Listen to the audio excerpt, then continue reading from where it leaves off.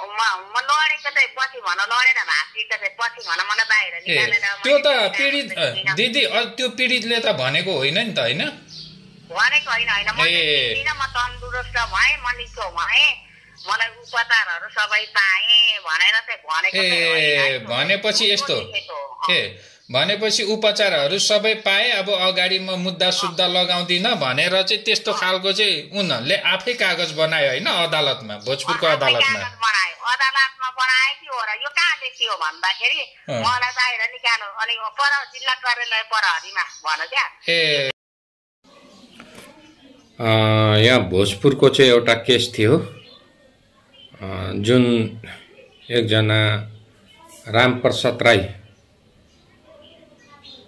गाउँपालिका क्या त्यहाँको चाहिँ एकजना गाउँको केटाले चाहिँ हात भाँचिदिएछ एउटा भाउजू पर्नेको है जसको नाम हो तारा राई र उहाँको चाहिँ मुद्दा दर्ता भएको थिएन त्यति बेला हामी भोजपुर इलाकामै थियौँ र हामीले त्यो विषयको आवाज उठाइसकेपछि प्रहरीले चाहिँ अङ्गभङ्गमा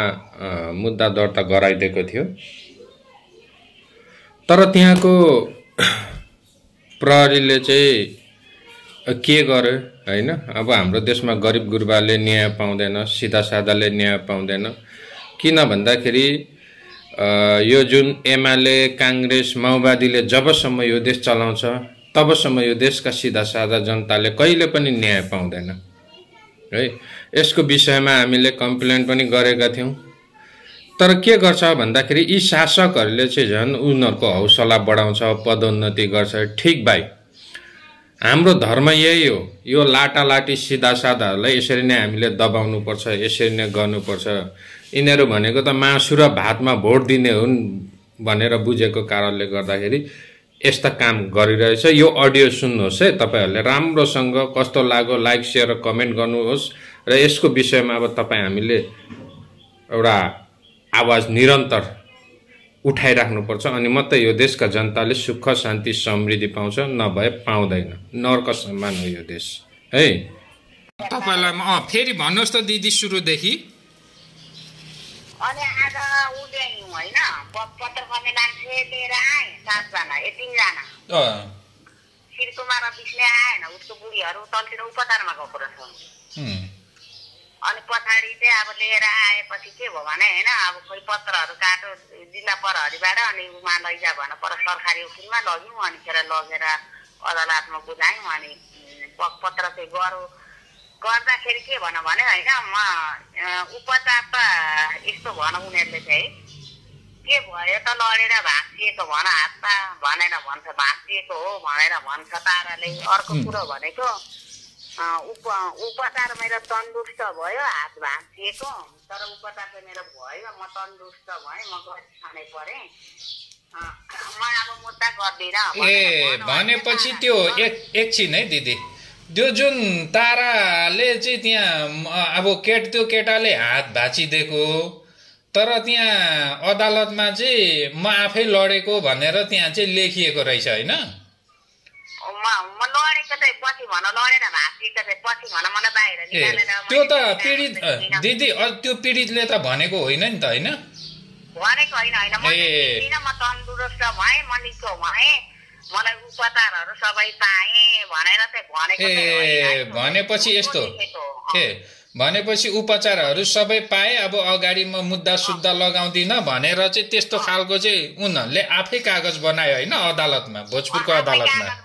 अदालतमा बनाए कि हो र यो कहाँ लेखियो भन्दाखेरि मलाई बाहिर निकाल्यो अनि पर जिल्ला कार्यालय प्रहरीमा भन क्या कहाँ लेखिएको कागज हो भन्दा जिल्ला प्रहरीमा भन अनि जिल्ला प्रहरीमा आएर सोध्दा असैले यस्तो त लेखेकै छैन त्यहाँ के भयो कसो भयो भनेर भन क्या भनेपछि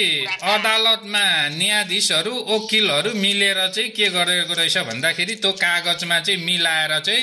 त्यो दोषीलाई छुट्ने मान्छेलाई चाहिँ यिनीहरूले छोड्नु खोजेको रहेछ हैन दिदी सफाई दिनु खोजेको रहेछ क्या एकचोटी त्यो त अनि त्यस्तो शब्द त कसैले लगेको होइन अनि तपाईले अघि भन्नुहुँदै थियो नि कागज फेरि अर्को लेख्यो के भन्नुहुँदै थियो डस्टबिनमा फालो के भीमेलाई चाहिँ त्यो भीमे भुजेललाई चाहिँ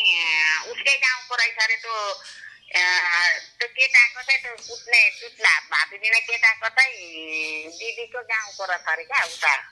त्यसको बुढा सासत्ता रहेछ अरे लेखन दासको सुजता राई भन्ने क्या अदालतमा मलाई भुजेलले भनेको त्यो ध्याने भुजेल पनि आएको थियो नि त टेबल पत्र गर्नु अस्ति नै हामी चाहिँ बिहाले अर्को टोटी भनेको त्यो आमा बिमारी भएर अस्पतालमा फकाएर लगेर बगपत्र गराएको रहेछ क्या फोन गरेर पुलिसलाई फोन गर्नु लाएर उताबाट आएर त्यो केटाहरू आएर चाहिँ त्यस्तो गर्नु लागेको रहेछ अनि मैले त अर्कै बोलेको थिएँ अर्कै लेखो भनौँ अनि के लेखेछ त भन्दाखेरि यो यस्तो यस्तो भनेर लेख तर मैले अर्कै बोलेँ अर्कै लेख्यो तर त्यो सुना पढेर भन्दाखेरि अरू ककाले सुन्नु भन्दाखेरि अनि पढेर सुनाउँदाखेरि त मैले भनेको कुरा होइन भनेर रद्द गरौँ 10 मिनटमा चेतेर लगाइदिए फेरि अर्को लेखेको छ त्यो सुनाएर पढाएर भनौँ है त्यसको कुरा सत्य हो कि होइन है फेरि है भनेपछि सुनेर पढाएन उनीहरूले आफ्नो मर्जीले लेखेर साइन गरायो होला अब सिधा साधा हामी सर्वसाधारणले त त्यो पढिराख्ने कुरा आउँदैन विश्वास गर्छौँ विश्वास गर्यौँ त्यसले भने साइन गरेको छ अरे साइन गरेको छ तन्दुरुस्त भयो भनेर गरेको त हो यसो 2-3 गिलास अब त्यसले सुनाइ पनि माग्यौँ हामीलाई विश्वास भयो होइन त हामीपट्टि नै कुरा राख्दा विश्वास भयो अनि त्यस्तो गरेको रहेछ कि अनि मैले हाम्रो पनि मान्छे छ तर म पनि कुरा गर्न पाउँछु तर यो त हुँदैन त्यसलाई कि रद्द गर्नु पर्यो त्यो के अरे उहाँ लगेको कागजलाई त होइन म मुद्दै हाल्दिनँ म तन्दुरुस्त भएँ म निको भएँ मेरो गरी खान्छु अब म भनेको छैन है त्यसले जिम्मेवारी भनेपछि यो फटाहरूले आफै कागज बनाएको यो ठिक छ यसको विषयमा अब हामी आवाज उठाउँछौँ यिनीहरूलाई सजिलै अब छोड्दिनौँ ठिक छ ल ठिक छ कहिले आज अदालत जानु भएको थियो होइन अस्ति पनि जानु अहिले आएको आज आएको अस्तिको पामा चाहिँ एकजना मात्र आएर उ गरौँ ए ल दिदी म अहिले एकदम ल अब यसलाई के गर्नुपर्ने हो त हुन्छ दिदी ल यिनीहरूले अदालतमै मिलिजुली अब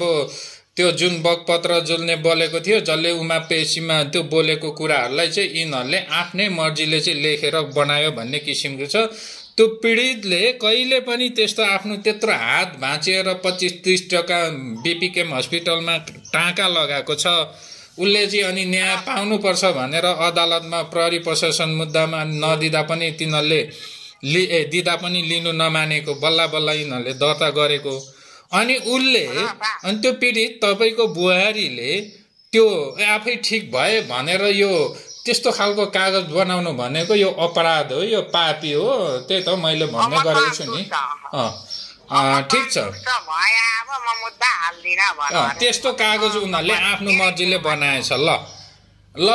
दिदी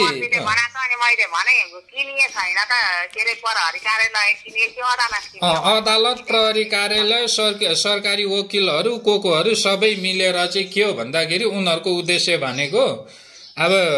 यो देशका सिधा साधा जनताहरूलाई चाहिँ अब न्याय दिनु हुँदैन यिनीहरू एक आपसमा यस्तै गरी बसोस् यिनीहरूलाई पीडा समस्या दुःख दिने नै हाम्रो धर्म हो भन्ने तरिकाले यिनीहरूले काम गरो ल ठिक छ दिदी अब धन्यवाद म यसको अलिकति कुरा कसरी गर्नुपर्छ हामी योजना बनाउँछौँ ल दिदी योजना बनाउँ र गर्नुपर्ने है अब हामी मात्र हैन सबै गरिबहरु छन् है हो सिधा सादाले न्याय नपाउने चोर फटा गुण्डालाई संरक्षण गर्नका लागि भ्रष्टाचारलाई संरक्षण गर्नका लागि प्रहरी प्रशासन अदालत बनेको अब यो भोजपुरको केस हो ठिक छ दिदी है ल हुन्छ मैले चाहिँ अब भनेको अब होको कुरा हैन बनायो होको कुरा हैन हैनको कुरा हो भने अदालतमा हैन हुन्छ बनाइस भने पहिले सरकारी वकिललाई गए ए ल है दिदी ल